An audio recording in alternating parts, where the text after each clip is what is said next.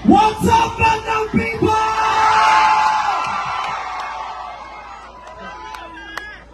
What's up?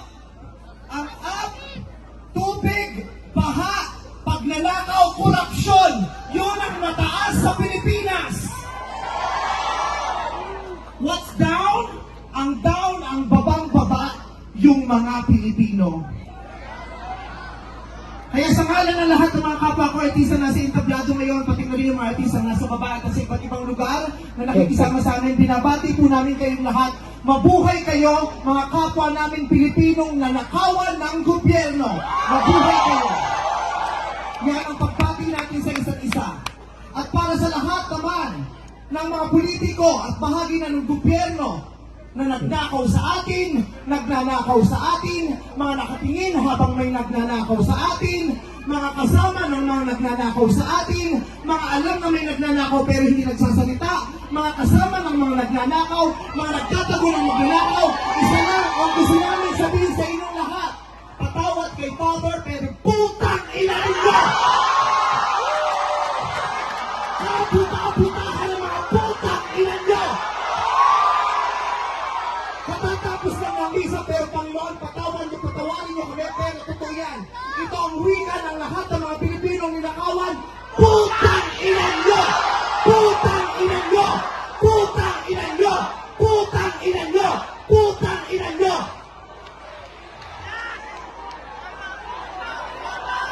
Putang ina nyo!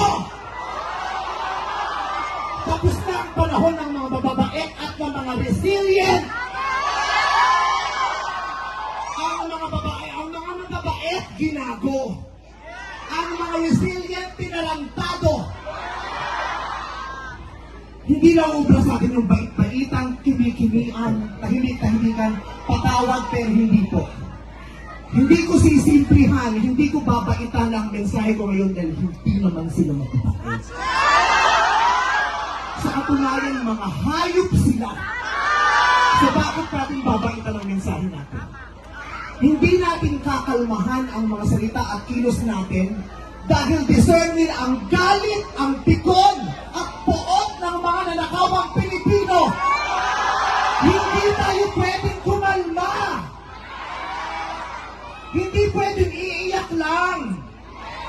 Hindi pwedeng magtitiis lang, hindi tayo kakalma. Hindi ko kayang maging magalang sa kanila dahil mga bastos sila. Mga salaula sila at mga baboy sila. Hindi natin kayang maging mabait sa kanila dahil mga walang ya sila. Hindi pwede. Hindi pwede. Yung mabait ka lang, mabuting asal ka.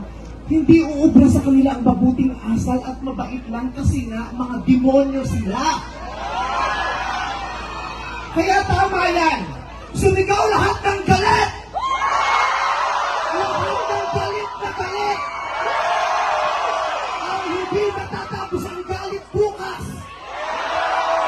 Ang ipalalinig ang galit hanggang hindi makulong ang mga putang ina ang magnanakaw. Hindi tayo pwede magalit lang ngayon. Kailangan hanggang bukas, kailangan sa susunod na linggo, kailangan sa susunod na buwan, hanggang umabot ng ilang taon hanggang hindi sila nauubos. Walang mawawala sa atin kasi ubos na tayo. Kaya ang gagawin natin ngayon ay babawi na tayo. Ikulong ang mga magnanakaw. Para sa akin, hindi masapat ang kulong. Dapat patayin ang mga korap na magnanakaw. Ibalik ang death penalty para sa mga korap. Para patayin ang mga magnanakaw, ikulong pati pamilya nila. Dapat gumawa ang batas ang pamahalaan para ibalik ang death penalty. Pasensya na po, Father. Alam kong ayaw mo ng death penalty. Ipagdasal mo na lang ako.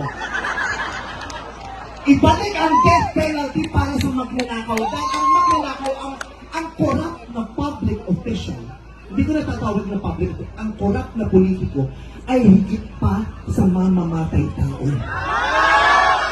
Ang corrupt na politician ay higit pa sa magnanakaw. Ang corrupt na politician, ang corruption ay higit pa sa terorismo. terorista, namimili lamang ng lugar at panahon kung kailan aatake. Pero ang mga magnanakaw sa Pilipinas, walang pinipiling araw. Araw-araw nila tayong nilalakawan. At ang inaatake ng mga terorista, yung mga iba ang pananampalataya, iba ang paniniwala, iba ang lahi. Pero ang mga korap, kapwa Pilipinong kalahi ang ninakawan. Kaya hindi tayo pwedeng sumuko lang ng ganito. Kaya hinahamon ka namin, Pangulong Bongbong Marcos, kung gusto mong magkaroon ng magandang legasiya, ang pangalan mo, ipakulong mo lahat ng magnanakaw. Nakatingin kami sa iyo, Pangulong Bongbong Marcos. At inaasahan ka namin, hindi dahil sa idol ka namin, kundi dahil sinesweldohan ka namin at inaasahan namin na tutuparin mo ang inuutos namin mga employer mo. Kami ang nagpapasahod sa inyo, tapos na ang panahon na natatakot tayo sa gobyerno. Takutin natin ang gobyerno dahil ang kapangyarihan nasa sa atin, wala sa kanila. Nakatingin kami sa inyo, ipakulong lahat ipakulong. Bawiin ang mga ari-arian. Bawiin ang mga ari-arian. Pati atay, i-donate. Bigay ang atay. Pati mata, i-donate. Walang ititira kasi nga na hindi tayo pwedeng mahawan dahil mga putang ina nila. Maraming salamat sa inyong lahat. Sasamahan natin kayo hanggang mamaya. Isa pa, putang ina nyo! Sobra na, tama na.